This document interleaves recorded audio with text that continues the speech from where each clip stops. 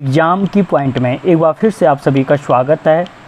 दोस्तों, जो आपके आने वाला एग्ज़ाम है उनके लिए महत्वपूर्ण क्वेश्चनों की जो इस श्रृंखला है, इसका आज दूसरा पार्ट है। दोस्तों, सारे क्वेश्चनों को एक्सप्लेन के साथ बताया जा रहा है।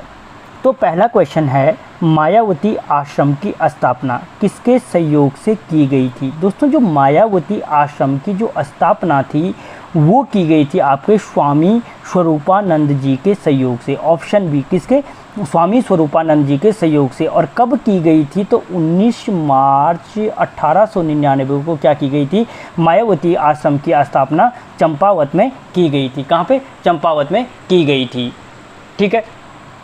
और अगर क्वेश्चन पूछा जाए कि स्वामी विवेकानंद ने आध्यात्मिक शांति कहाँ पे प्राप्त की थी, तो मायावती आश्रम में स्वामी विवेकानंद ने आध्यात्मिक शांति प्राप्त की थी।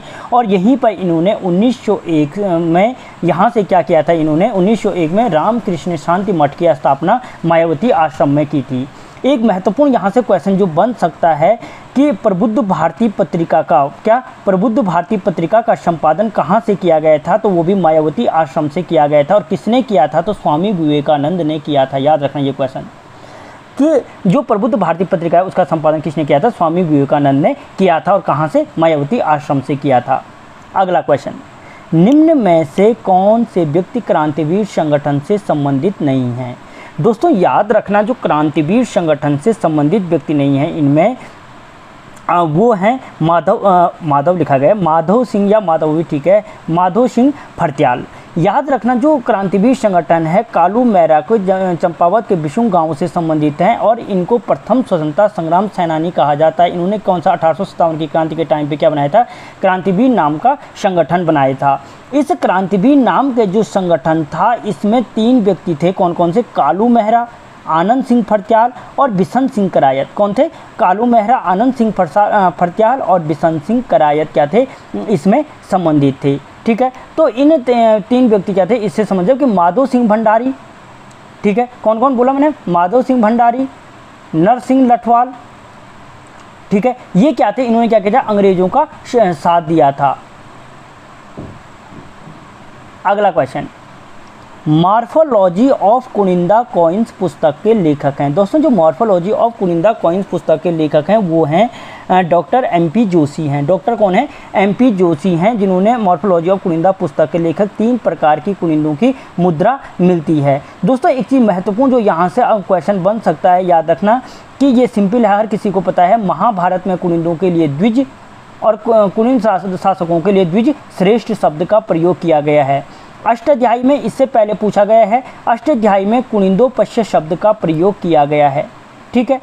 अर्थशास्त्र में अष्टाध्यायी में नहीं, अर्थशास्त्र में कुनिंदोपश्य शब्द का प्रयोग किया गया है। ठीक है। अर्थशास्त्र में जो अष्टाध्यायी है, अष्टाध्यायी में कुनिंदों के लिए कुलून शब्द का प्रयोग किया गया है। किसके? कुलूंद या कौंदो प्रथ का शब्द का प्रयोग किया गया है। कौंदो प्रथ शब्द का प्रयोग किया गया, कुलून या कौंदो प्रथ शब्द का प्रयोग किया गया है अष्टाध्यायी में। और द्विजमुख शब्द का जो प्रयोग किया गया है वो वारामिहिर द्वारा किया गया है। वारामिहिर ने किस शब्द का प्रयोग किया? कुनिंदों के लिए द्विजमुख शब्द का प्रयोग किया। सारी चीज़ें यहीं पे क्लियर हो जाएंगी। अगला क्वेश्चन, श्रीनगर में कालिका देवी मठ का निर्माण किस परमार शासक ने करवाया था? तो दोस्तों, जो श्रीनगर में कालिका देवी मठ का निर्माण था वो अजय पाल के द्वारा करवाया गया था। किसके द्वारा? अजय पाल के द्वारा। और इस अजय पाल को राहुल सांकृत्यायन क्या मानते हैं? परमार वंश का वास्तविक संस्थापक अगर पूछा जाए, राहुल सांकृत्यायन के अनुसार परमार वंश का वास्तविक संस्थापक कौन है? तो अजय पाल हैं। ठीक है। गढ़वाल का प्रथम भूमि बंदोबस्त किसने किया था? अजय पाल ने किया था। जूलिया पाथा दिया था। गढ़वाल का अशोक किसको कहा जाता है? अजय पाल को किया जाता है। और दोस्तों, अगर पूछा जाए कि अजय पाल को आदिनाथ किस ग्रंथ में कहा गया है, तो सांवरी ग्रंथ में कहा गया है। किसमें? सांवरी ग्रंथ में अजय पाल को आदिनाथ कहा गया है। और सांवरी ग्रंथ हस्तलिखित ग्रंथ है। ठीक है। सांवरी ग्रंथ क्या है? हस्तलिखित ग्रंथ है डॉक्टर शूरवीर सिंह का। अगला क्वेश्चन, निम्न में से कौन सा ताल अल्मोड़ा जनपद में स्थित नहीं है? दोस्तों, जो अल्मोड़ा जनपद में स्थित ताल नहीं है वो है भरत ताल। दोस्तों, क्योंकि जो भरत ताल है वो आपके नैनीताल जनपद में स्थित है। कहाँ पे है? नैनीताल जनपद में स्थित है और एक वेटलैंड संरक्षण आरक्षित क्षेत्र के रूप में विकसित है। ठीक है। और जबकि हनुमान ताल या हनुमान सिटी, जहाँ पे यमुना से हनुमान गंगा मिलती है, या हनुमान चट्टी बुग्याल भी कहाँ पे आपके उत्तरकाशी में, उत्तरकाशी जनपद में स्थित है। दोस्तों याद रखना, हनुमान चट्टी बुग्याल आपके उत्तरकाशी में है, जबकि हनुमान ताल आपके कहाँ पे है, आपके हनुमान ताल कहाँ पे हो गए, अल्मोड़ा जनपद में स्थित है।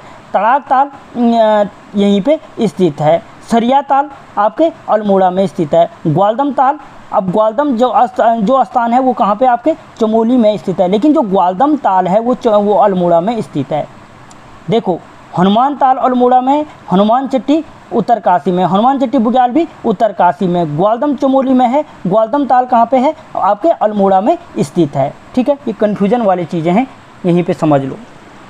अगला क्वेश्चन, उत्तराखंड में, दोस्तों एक लाइक तो कर दो यार, चैनल को सब्सक्राइब कर लो।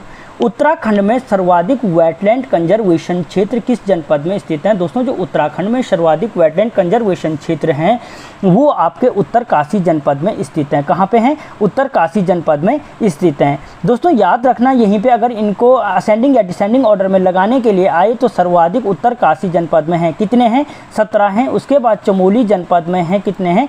15 हैं। ठीक है, अगर पूछे कि सबसे कम वेटलैंड कंजर्वेशन क्षेत्र आर्द्रभूमि क्षेत्र कहाँ पे हैं, तो पौड़ी में सबसे कम कंजर्वेशन वेटलैंड कंजर्वेशन क्षेत्र हैं, सबसे कम कहाँ पे? पौड़ी में। और दोस्तों अगर पूछा जाए कि किस जनपद में कोई भी वेटलैंड कंजर्वेशन क्षेत्र नहीं है, तो बागेश्वर वो जनपद है, नहीं है यहाँ पे, बागेश्वर वो जनपद है जहाँ पे कोई भी वेटलैंड कंजर्वेशन क्षेत्र नहीं है।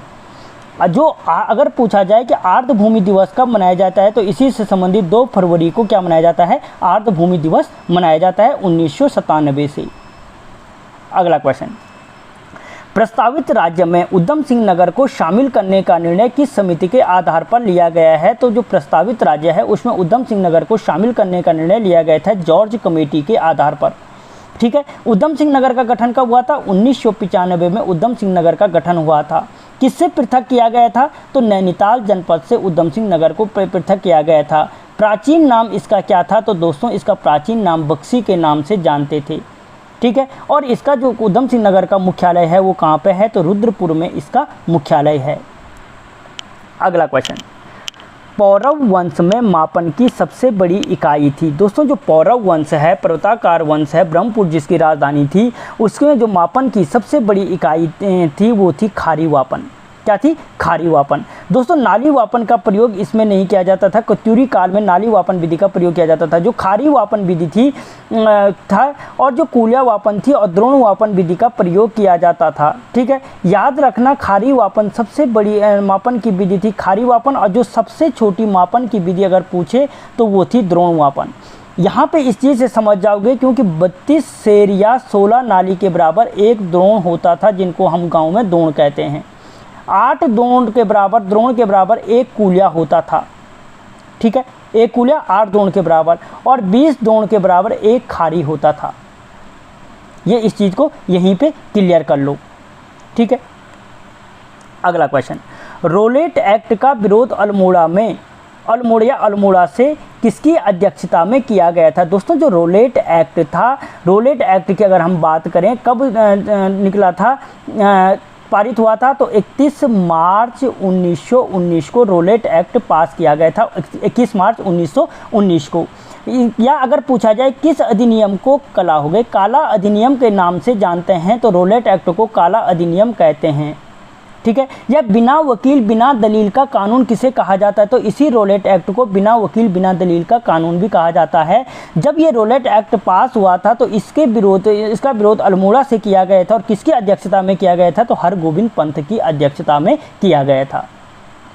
अगला क्वेश्चन, सत्य धर्म प्रकाशनी सभा की स्थापना किस जनपद में की गई थी? दोस्तों जो सत्य धर्म प्रकाशनी सभा की स्थापना है वो नैनीताल में की गई थी। कहाँ पे? नैनीताल में। कब की गई थी? तो 20 मई 1874 को की गई थी। कब की गई थी? 20 मई 1874 को की गई थी। किसने की थी?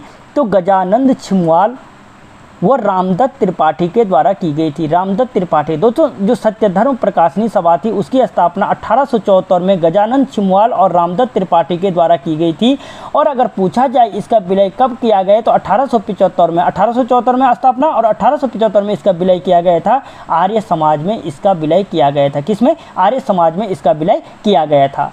दोस्तों जो यहाँ तक देख रहा है वो मुझे एक चीज़ जरूर बताए कि इस आर्य समाज की स्थापना किसने की थी, यानी आर्य समाज की स्थापना किसने की थी। ये आपके लिए होमवर्क है।